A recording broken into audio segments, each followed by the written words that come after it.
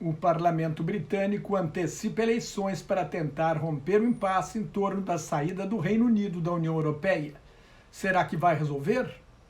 Foram apenas 4 votos a mais do que o mínimo necessário de 2/3 dos deputados.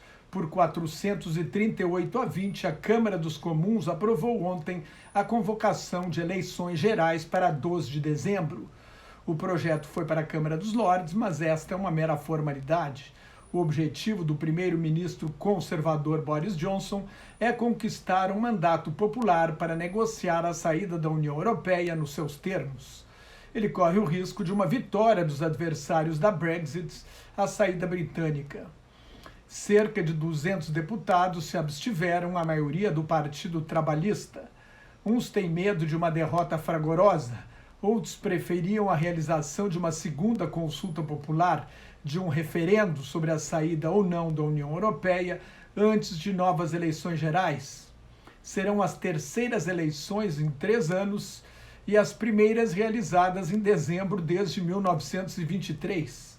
Dezembro é o mês da entrada do inverno no hemisfério norte. Faz frio, chove muito às 4 da tarde e à noite e os estudantes iniciam as férias de Natal no fim de semana anterior. O risco de uma grande abstenção é enorme, o que poderia favorecer os conservadores. Boris Johnson chegou ao poder ao substituir Theresa May, que fracassou ao não conseguir o apoio do parlamento para o acordo que negociou com os outros 27 países para sair da União Europeia. Johnson foi escolhido numa eleição interna do Partido Conservador, de que participaram os 160 mil filiados ao partido, uma pequena fração do eleitorado do Reino Unido, um país de 67 milhões e 500 mil habitantes. O primeiro-ministro quer um mandato popular para concluir a Brexit. Depois de expulsar 21 deputados que votaram contra a orientação do partido conservador, Johnson recebeu 10 de volta para ter número suficiente para aprovar as eleições. Com o país radicalmente dividido pela questão europeia, estas serão as eleições da Brexit.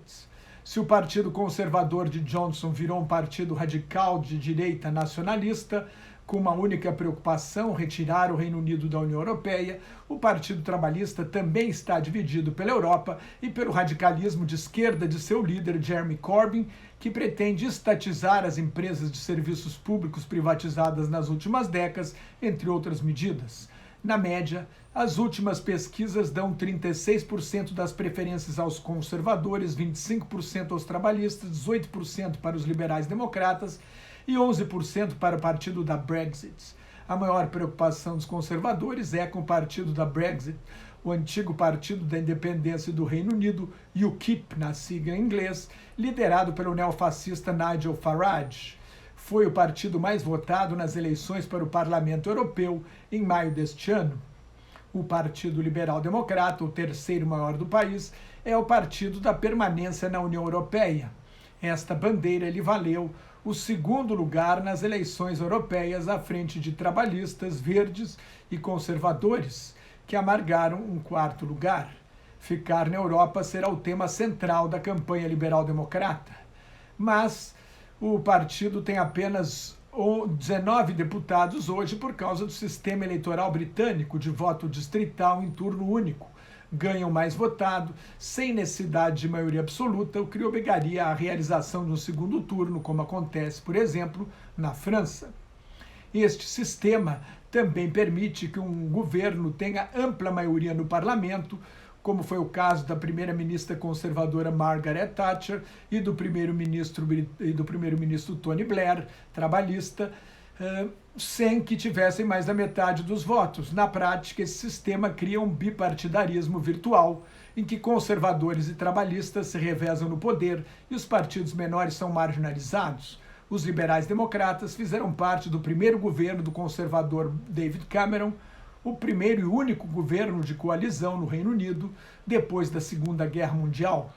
O desgaste por participar de um governo dominado por outro partido se reflete no tamanho reduzido da bancada liberal-democrata hoje. Nestas eleições, dominadas pela saída da União Europeia, os conservadores vão disputar com o partido da Brexit os votos dos partidários da saída, enquanto trabalhistas e liberais democratas vão brigar pelos votos de quem gostaria de ficar na Europa. Os conservadores vão tentar atrair os eleitores anti-europeus dos dois outros grandes partidos, enquanto trabalhistas e liberais democratas vão fazer o mesmo com os eleitores conservadores a favor de ficar. Em 1997, quando o governo Tony Blair foi eleito, os trabalhistas fizeram uma aliança informal com os liberais democratas para concentrar os votos no candidato com melhores chances de vencer os conservadores em cada distrito eleitoral do país. Foi a maneira de impor uma grande derrota aos conservadores depois de 18 anos de thatcherismo. Sob a liderança radical de Corbyn, inimigo jurado do neotrabalhismo de Blair, é difícil pensar num acordo desta natureza, a não ser que o Partido Trabalhista, como um todo, adote a bandeira de ficar na Europa. Depois de tanta hesitação de Corbyn, que sonha em implantar um socialismo contrário às regras do mercado comum europeu, é improvável. Esta aliança, com o caos em torno da União Europeia, o Partido Nacional Escocês espera ampliar sua bancada, esvaziando o poder dos partidos tradicionais na Escócia para preparar um novo plebiscito sobre a independência.